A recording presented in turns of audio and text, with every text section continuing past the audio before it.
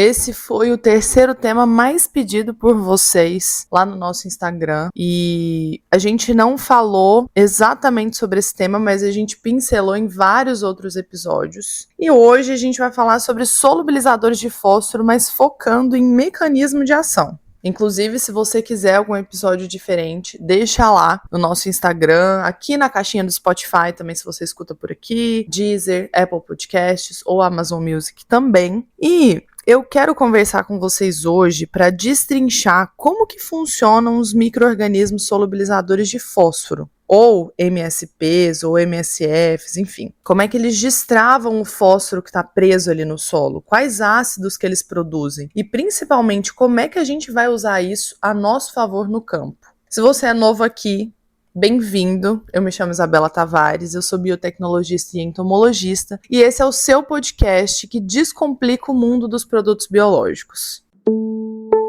Segue a gente no Instagram, se você ainda não segue, @bioagrotech.podcast. A gente também tá no YouTube, Facebook e criamos um LinkedIn também. Estamos lá no LinkedIn. Bom, a gente já falou sobre esse tema no episódio sobre pseudomonas, que tá bem legal, se você não escutou, volta lá e escuta. A gente falou no episódio de bacilos, no episódio de azospirillum. Por quê? Porque esses micro-organismos, eles realizam a solubilização de fósforo, mas o mecanismo de ação, ele é muito similar nessas bactérias. E é isso que a gente vai comentar hoje. Vocês sabiam que 70 a 80% do fósforo que está no solo, ele está preso em algumas formas indisponíveis? E que você joga fora milhares de reais, vamos dizer assim, em adubo fosfatato que vai direto para essas formas indisponíveis? Os solubilizadores de fósforo, eles são a chave para a gente acessar esse cofre de nutrientes, porque muitas vezes as raízes, elas crescem ali no solo, mas elas não têm essa capacidade, esse tempo às vezes, a capacidade elas têm, mas o tempo que a gente deixa, né, uma soja, vamos pensar na soja, a gente planta ali em outubro, claro que depende muito da região, né, pessoal? A gente planta em outubro e vai colher ali em janeiro, fevereiro. Imagina, a raiz, ela precisa de muito mais tempo para conseguir acessar esse fósforo, jogar essas enzimas para quebrar essas ligações que formam ali, né? Então hoje eu vou explicar para vocês como esses solubilizadores, ou seja, esses micro-organismos, podem auxiliar a gente a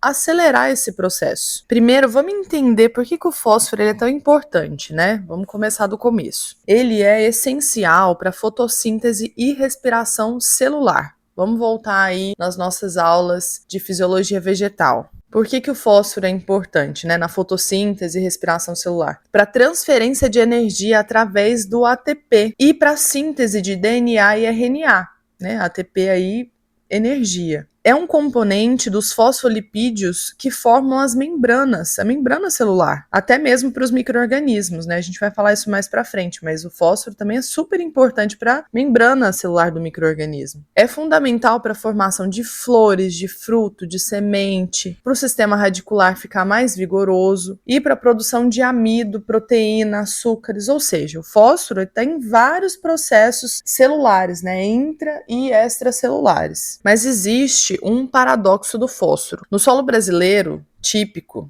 nós temos fósforo total de 400 a 800 miligramas por quilo, mas o fósforo disponível é só 3 a 15 miligramas por quilo, ou seja, só 1 a 3% está disponível para as plantas. E pior ainda, do adubo que a gente aplica, 70 a 90% é imobilizado em poucos dias.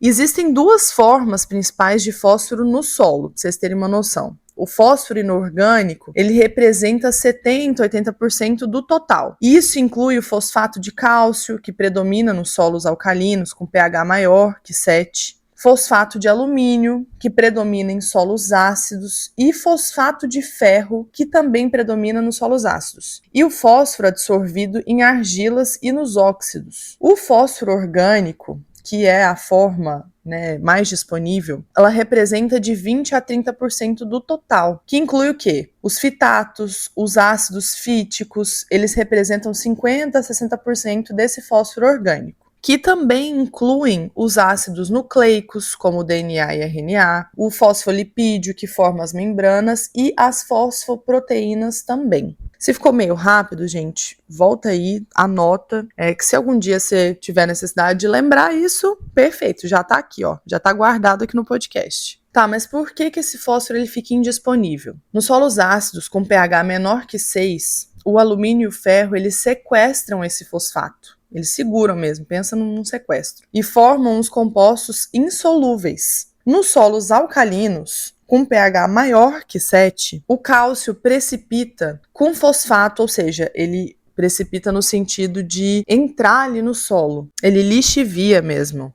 E forma o fosfato de cálcio cristalino. Já se a gente pensa em solos argilosos, o fosfato ele absorve em argilas e os oxihidróxidos de ferro e alumínio fixam o fósforo. Mas resumindo, o que você precisa entender é que a realidade brasileira importa mais de 50% do fósforo usado na nossa agricultura. A rocha fosfática é um recurso finito, ou seja, vai acabar uma hora. E os preços, eles são muito voláteis no mercado internacional. Existe uma dependência estratégica, assim, no meu ver, bem preocupante. E a solução que a gente tem está em realmente destravar o fósforo que já está no solo. Agora a gente vai entrar no que interessa. Como que esses micro-organismos conseguem destravar o fósforo? Existem 3 mecanismos principais. E eu vou explicar de uma forma bem direta. O primeiro mecanismo, e o mais importante, na minha opinião, é a produção de ácidos orgânicos. Os micro-organismos solubilizadores de fósforo, pseudomonas, bacilos, azospirillum, eles produzem ácidos como o ácido glucônico, o ácido cítrico e o oxálico. Esses ácidos, eles fazem 2 coisas ao mesmo tempo. Baixam o pH ao redor das raízes e capturam os cátions que prendem o fósforo.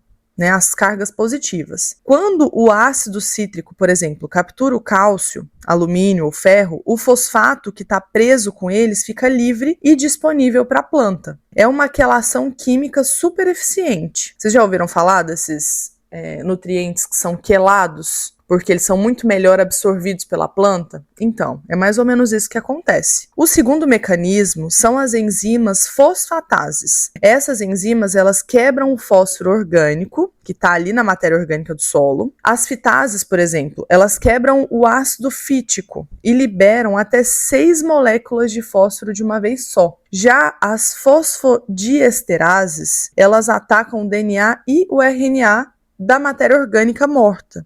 E isso também faz a liberação de fósforo. O terceiro mecanismo é a mineralização da matéria orgânica. Isso quando a gente fala de um solo que tem uma matéria orgânica acima de 5%, vamos supor. Quando os micro-organismos solubilizadores de fósforo decompõem os restos vegetais e animais, que a gente fala muito no episódio, que eles produzem a celulase, que quebra a celulose, enfim. Eles transformam o fósforo orgânico em fósforo inorgânico disponível. É uma reciclagem natural ali dos nutrientes do solo. E só um adendo. Para o fósforo orgânico ficar disponível, ele precisa ser hidrolisado, ou seja, quebrado, para liberar o fósforo inorgânico disponível. E essas fosfatases que eu comentei com vocês, elas são uma das enzimas principais. E elas são ativas num pH 4 a 6, mais ou menos, e são produzidas por fungos, bactérias, actinobactérias. Esses micro-organismos, eles hidrolisam, ou seja, quebram essas fosfomonoésteres e liberam o fósforo de compostos orgânicos simples. Mas enfim, já que vocês entenderam como o nosso tempo aqui na verdade é rápido, e eu espero que vocês tenham entendido como é que funciona mais ou menos, sei que essas palavras são difíceis, mas eu quero que vocês consigam utilizar esses micro-organismos da melhor forma possível. Por exemplo, um dos mais conhecidos aí é o Bacillus megatherium, Ele é o rei da solubilização. Por muito tempo, a gente escutou, ouviu falar desse micro-organismo nas principais áreas. Só que o que aconteceu na época? Muitos distribuidores, eles não conseguiam passar para o produtor ou até mesmo os consultores que o Bacillus megatherium ele não vai agir da mesma forma em áreas diferentes, áreas com matéria orgânica diferentes, áreas com disponibilidade de fósforo diferentes. Então, assim, o ideal é sempre fazer uma análise de solo, entender que tipo de fósforo tem ali, se é orgânico, se é inorgânico, quantidade de ferro, qual o pH desse solo, CTC, por quê? Aí a gente vai entender se o micro-organismo vai agir da melhor forma ali naquele solo. Pode ser que dentro de uma mesma área a gente tenha resultados totalmente diferentes por isso. Vocês sabem que tem mancha de solo, que muda, né, um solo arenoso, argiloso, numa mesma fazenda, no mesmo talhão, né? Então, assim, antes da gente fazer a aplicação, e eu bati muito na tecla quando eu falei sobre esses micro-organismos, a gente precisa fazer uma análise de solo básica, para entender como é que a gente vai utilizar o micro-organismo da melhor forma. Então, o Bacillus megatherium, ele vai ser utilizado da melhor forma com fosfato inorgânico, especialmente o fosfato tricálcico.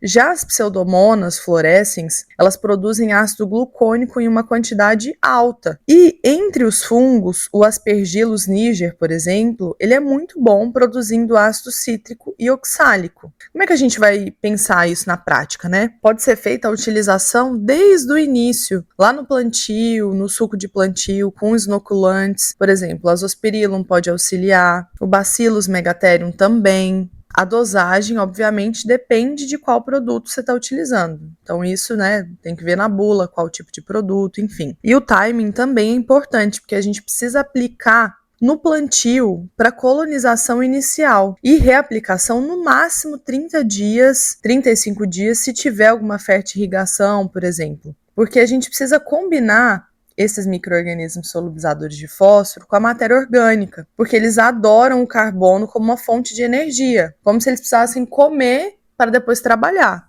entendeu? Mas eu quero que fique claro para vocês que os micro-organismos, eles não substituem a adubação, eles otimizam o uso do fósforo que já está ali. E o que a gente espera utilizando eles? De 10 a 40% mais eficiência no uso do fósforo. E uma possibilidade de reduzir, obviamente, dependendo da área, da quantidade de tempo que você utiliza esses micro-organismos, reduzir até no máximo 20% a dose do adubo fosfatado, com plantas que têm um sistema radicular bem mais desenvolvido.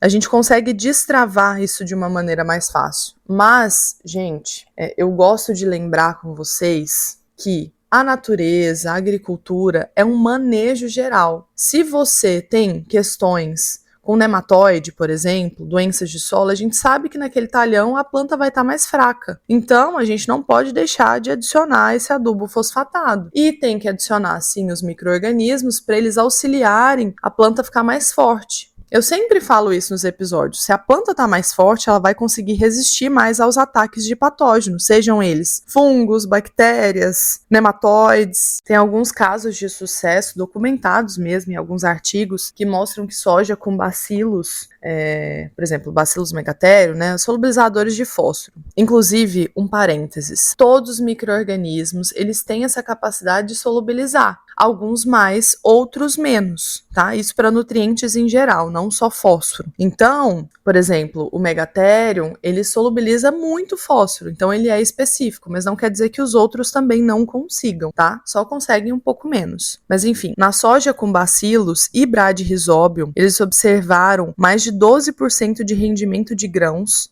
versus o controle e mais de 20% de fósforo nas sementes. E também um outro artigo fala sobre a soja com tricoderma, mais rocha fosfática, teve mais de 41% de promoção de crescimento. Em um artigo também de milho com pseudomonas, teve mais de 15% de produtividade e menos 25% de adubo fosfatato necessário. Isso nas condições do artigo. Inclusive, vou deixar aqui os artigos no link na descrição do episódio para vocês conferirem lá se vocês quiserem mais detalhes. Tá bom? Mas vocês estão percebendo que são junções de fatores, junções de micro-organismos? E a dica da semana eu já dei, né? Que é a utilização desses micro-organismos como uma fonte de carbono. Por quê? Eles se alimentam, ficam, né, com mais energia, mais ATP e vão conseguir buscar essas fontes de fósforo de uma forma muito mais acelerada, que é o que a gente precisa no campo, né? É isso, pessoal. Espero que vocês tenham conseguido entender pelo menos um pouco, né, essa química dos solubilizadores de fósforo. Eles parecem ser micro-organismos tão bestas, tão bobos, né, de utilizar. Eu estava até conversando essa semana com o pessoal que os biológicos, eles são falados como a perfumaria, né,